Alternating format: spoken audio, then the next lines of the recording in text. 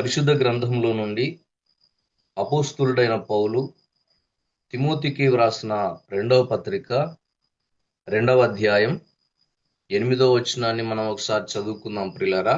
అపోస్తులుడైన పౌలు తిమోతికి వ్రాసిన 2వ పత్రిక 2వ అధ్యాయం వచనం 8 చదువుకుందాం. చూడండి, 8వ వచనం.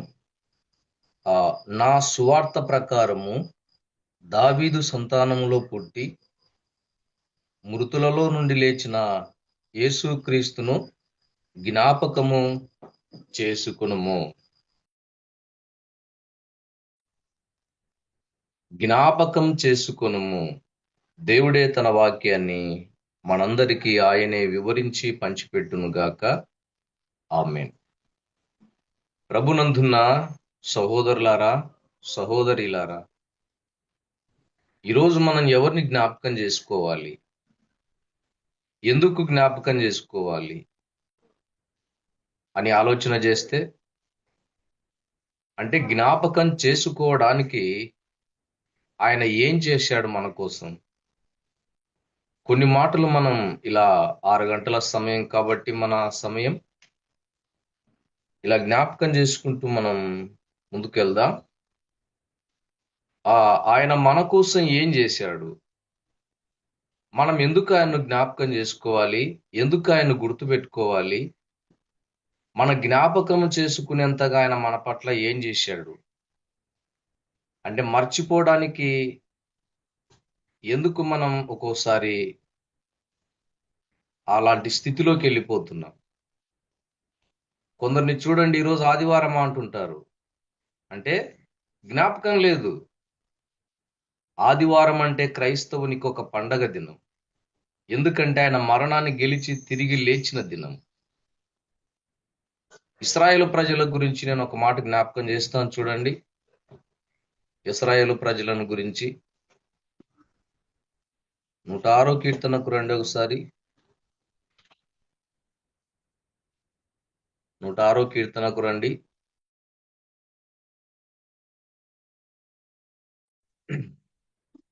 106వ కీర్తన 22వ వచనం చదువుకుందాం. చూడండి ఒకసారి, 22వ వచనం. ఎర్ర సముద్రమునొద్ద భయము పుట్టించు క్రియలను చేసిన తమ రక్షకుడైన దేవుని మరిచిపోయిరి. తమ రక్షకుడైన దేవుణ్ణి మరిచిపోయిరి. ఎర్ర సముద్రమునొద్ద ఏం జరిగింది? వారి ప్రాణాలు కాపాడబడ్డాయి, మరణము నుండి కాపాడబడ్డారు. ఇశ్రాయేలు ప్రజలను దేవుడు ఎంత అద్భుతంగా, ఎంత ఆశ్చర్యంగా వారి ప్రాణాలను కాపాడి రక్షించాడు అంటే ప్రియులారా, వెనుక ఫరో సైన్యం తరుముతుంది. ముందుకెళ్తే ఎర్ర సముద్రం ఉంది. వెనక్కెళ్ళినా ముందుకెళ్ళినా వారి ప్రాణాలకు అపాయం. వెనక్కెళ్ళితే రాజు సైన్యం తరుముతుంది, ముందుకెళ్ళితే ఎర్ర సముద్రం ముంచేస్తుంది. మధ్యలో ఉన్నారు, ఎటు వెళ్ళాలి? దిక్కుతోచని పరిస్థితి. ఎంత ఆశ్చర్యం చేశాడంటే దేవుడు, ఫరో సైన్యం ఈ ప్రజల మీదికి రాకుండా చేశాడు. ఎర్ర సముద్రం వీరు మునిగిపోకుండా చేసి, ఎర్ర సముద్రాన్ని పాయలు చేసి, రెండుగా చేసి, ఆరిన నేల మీద నడిచి దాటి వెళ్ళేలా దేవుడు అద్భుతాలు చేశాడు, ఆశ్చర్యాలు చేశాడు అక్కడ. అయితే వారేం చేశారు? మరచిపోయిరి. రక్షించిన దేవుణ్ణి మర్చిపోయిరి. రక్షకుడైన దేవుణ్ణి మర్చిపోయిరి. ఎంత ఆశ్చర్యం! ఎవరన్నా మర్చిపోతారా ఇటువంటి సందర్భాలను? వెనక్కి పోయినా ఫరో సైన్యం ఉంది, ముందుకొస్తే ఎర్ర సముద్రం ఉంది, మధ్యలో ఉన్నారు. ఆ రాజు సైన్యం వీరి మీదికి రాకుండా, ఆ ఎర్ర సముద్రములో మునిగి ప్రాణాలు పోగొట్టుకోకుండా ఆ సైన్యం ఆపేశాడు. ఈ ఎర్ర సముద్రాన్ని పాయలు చేసి గోడగట్టినట్లుగా నీళ్ల నాపి, ఆరిన పొడి నేల మీద నడిచినట్టుగా తన ప్రజలనే ఇశ్రాయేలు వారిని దాటించాడు ఆయన. అంత ప్రాణాలను కాపాడి రక్షించిన ఆ ప్రభువును మర్చిపోయేది. ఎంత బాధ కలిగించే మాట ఇది! తమ రక్షకుడైన దేవుణ్ణి మరచిపోయిరి. తమ రక్షకుడైన దేవుణ్ణి మరచిపోయిరి. ఇంత మేలు చేస్తే ఎవరన్నా మర్చిపోతారా? కొత్త నిబంధనలోకి వద్దాం చూడండి. కొత్త నిబంధనలోకి వద్దాం చూడండి ఒకసారి. పౌలు తిమోతికి ఏమని రాశాడు ప్రియులారా? నా సువార్త ప్రకారం దావీదు సంతానములో పుట్టి మృతులలో నుండి లేచిన యేసుక్రీస్తును జ్ఞాపకం చేసుకోండి. మానవునిది మరచిపోయే స్వభావం, మానవునిది గుర్తుపెట్టుకోలేని స్వభావం. చేసిన మేలుకు కృతజ్ఞత కూడా చూపలేని మనుషులు ఎంతమందో ఉన్నారు. మేలు చేసిన కృతజ్ఞత చెప్పలేని వారు, నోరు తెరచి నాకు మేలు చేశావని కృతజ్ఞత చెప్పలేని వారు ఎంతో మంది ఉన్నారు భూమి మీద. జ్ఞాపకం చేసుకోండి. శిష్యుల విషయానికి వద్దాం చూడండి. ఇప్పుడు ఇశ్రాయేలు ప్రజల పరిస్థితి ఏమో, వాళ్ళు మర్చిపోయారు. తమ రక్షకుడైన, భయము పుట్టించు క్రియలను చేసిన, తమ ప్రాణాలను కాపాడిన, తమ ప్రాణాలు రక్షించిన, మరణం పొందకుండా రక్షించిన తమ రక్షకుడైన దేవుణ్ణి ఇశ్రాయేలు ప్రజలు మర్చిపోయిరి. శిష్యులు కూడా ఇదే త్రోవలు ఉన్నారు చూడండి. చూద్దాం. ఒకసారి మనం మత్తయి సువార్తకు వద్దాం. 16వ అధ్యాయం. మత్తయి సువార్త 16వ అధ్యాయము వచనం 21 చదువుదాం చూడండి. 21వ వచనం, 21వ వచనం చదువుకుందాం చూడండి. అప్పటి నుండి తాము యెరూషలేమునకు వెళ్ళి పెద్దల చేతను, ప్రధాన యాజకుల చేతను, శాస్త్రుల చేతను హింసలు పొంది చంపబడి 3వ దినమున లేచుట అగత్యమని యేసు తన శిష్యులకు తెలియజేయ మొదలు పెట్టగా. ఈ మత్తయి సువార్త 16వ అధ్యాయం 21వ వచనంలో యేసుక్రీస్తు వారు తన శిష్యులకు తెలియజెప్తూ ఉన్నాడు తన మరణాన్ని గురించి. ఏమని చెప్తున్నాడు ప్రియులారా? మనం చదువుకున్నాం కదా. అప్పటి నుండి తాను యెరూషలేమునకు వెళ్ళి పెద్దల చేతను, ప్రధాన యాజకుల చేతను, శాస్త్రుల చేతను అనేక హింసలు పొంది చంపబడి 3వ దినమున లేచుట అగత్యమని యేసు తన శిష్యులకు తెలియజేయ మొదలు పెట్టగా. మనం యెరూషలేముకి వెళ్తున్నాం. అక్కడ మనుష్య కుమారుడు అనేక హింసలు పొంది చంపబడతాడు, 3వ దినమున లేపబడతాడని యేసుక్రీస్తు వారు తన శిష్యులకు చెప్తున్నాడు. మరొక మాట చూడండి. 20వ అధ్యాయం 18వ వచనం. ఇదే మత్తయి సువార్త 20వ అధ్యాయం 18వ వచనం చదువుకుందాం చూడండి. 20:18. ఇదిగో యెరూషలేమునకు వెళ్ళుచున్నాము, అక్కడ మనుష్య కుమారుడు ప్రధాన యాజకులకును శాస్త్రులకును అప్పగించబడును, వారాయనకు మరణ శిక్ష విధించి ఆయనను అపహసించుటకును, కొరడాలతో కొట్టుటకును, సిలువ వేయుటకును అన్యజనులకు ఆయనను అప్పగింతురు, 3వ దినమున ఆయన మరలా లేచును. ఇక్కడ కూడా గుర్తు చేస్తున్నాడు. యెరూషలేములకు వెళ్తే అక్కడ ఆయనను హింసలు పెడతారు, ఆయనను చంపుతారు, ఆయన 3వ దినమున లేచును అని తన శిష్యులకు చెప్తూ ఉన్నాడు. అయితే ఏం జరిగిందో చూడండి. లూకాసు వార్త 24వ అధ్యాయానికి రండి. ముందుగానే చెప్పాడన్నమాట. యెరూషలేములకు వెళ్తున్నాం, మనుష్య కుమారుని సిలువకు అప్పగిస్తారు, వారు ఆయన్ను హింసలు పెడతారు, చంపుతారు, అయితే ఆయన 3వ దినాన తిరిగి లేస్తాడని శిష్యులకు ఇక్కడ జ్ఞాపకం చేశాడు, గుర్తు చేశాడు, ముందే చెప్పాడు. అయితే శిష్యులు జ్ఞాపకం పెట్టుకున్నారా అంటే వాళ్ళు కూడా మర్చిపోయారు. ఆ లేఖనాన్ని చూద్దాం చూడండి. లూకాసు వార్త 24వ అధ్యాయానికి రండి ప్రియులారా. ఇక్కడ మనం ఒక మాట చదువుకుందాం. శిష్యులు కూడా మర్చిపోయినారనమాట. 24వ అధ్యాయము వచనము 5 నుంచి చదువుదాం చూడండి. 5 నుంచి. వారు భయపడి ముఖములకు నేల మోపి, 4 నుంచి చదువుకుందాం చూడండి, మనకు అర్థమవుతుంది. ఇందును గూర్చి వారికి ఏమీ తోచక ఉండగా ప్రకాశమానమైన వస్త్రములు ధరించిన 2 మనుష్యులు వారి యొద్ద నిలువబడిది. వారు భయపడి ముఖములను నేల మోపి ఉండగా, మీరు సజీవుడైన వారిని మీరెందుకు మృతులలో వెతుకుచున్నారు? అంటే ఒకటి ప్రియులారా, ఆయన సజీవంగా లేస్తానంటే వీరెక్కడ వెతుకుతున్నారు? సమాధిలో వెతుకుతున్నారు. అందుకే సజీవుడు ఆయన. ఎందుకు మీరు ఇంకా మృతుల్లో వెతుకుతున్నారంటే వీళ్ళు మర్చిపోయినారనమాట. చంపబడి తిరిగి 3వ దినాన లేస్తాననేది మర్చిపోయినారు వీళ్ళు. అందుకే అక్కడ నిలబడిన ఈ ప్రకాశమానమైన వస్త్రములు ధరించిన ఈ 2 ఇక్కడ సజీవుడైన వారిని మీరెందుకు మృతుల్లో వెతుకుచున్నారు అని అంటున్నారు. ఇంకా చూడండి, సజీవుడైన వారిని మీరెందుకు మృతుల్లో వెతుకుచున్నారు? ఆయన ఇక్కడ లేడు, ఆయన లేచి ఉన్నాడు. ఆయన లేచాడు, ఆయన లేచి ఉన్నాడు. ఇంకా చూడండి, ఆయన లేచి ఉన్నాడు.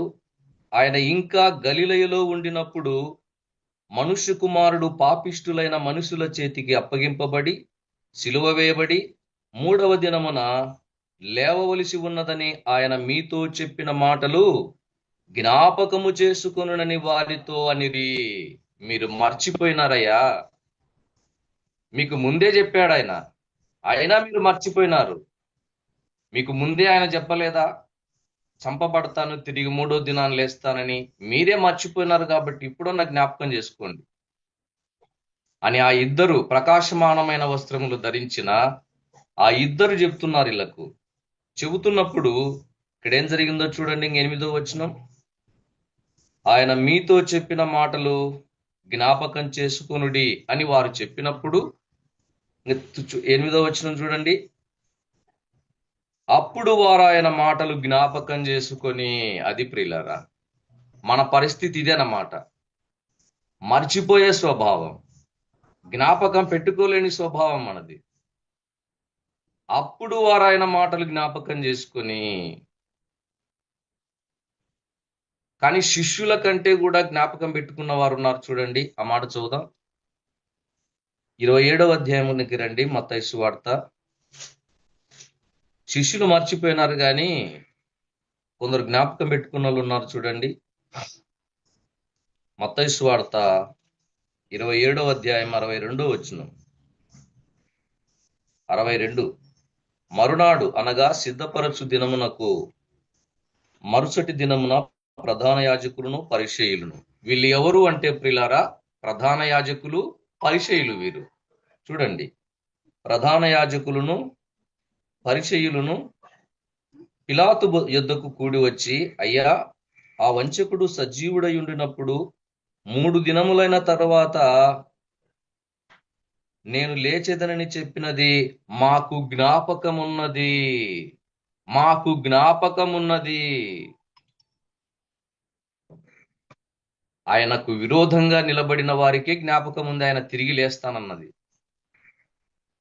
సాతానుడు తన పిల్లలకే మరుగు చేస్తున్నాడు అన్నమాట, మర్చిపోమని. వీళ్ళు చూడండి, ఆయనకు విరోధముగా నిలబడిన వారు వీళ్ళకే జ్ఞాపకం ఉంది, కానీ ప్రభువును అనుసరించిన శిష్యులకే జ్ఞాపకం లేదు. ఈరోజు మనకు ఒక మేల్కొల్పు ప్రియులారా ఈ మాటలు.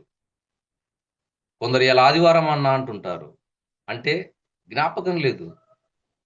ఒక దేవుని బిడ్డ ఎప్పుడెప్పుడు ఆదివారం వస్తుందా, నా పాపాల కోసం ప్రాణం పెట్టిన ప్రభువును నేను ఎప్పుడెప్పుడు గుర్తు చేసుకోవాలని ఎదురు చూడాలి.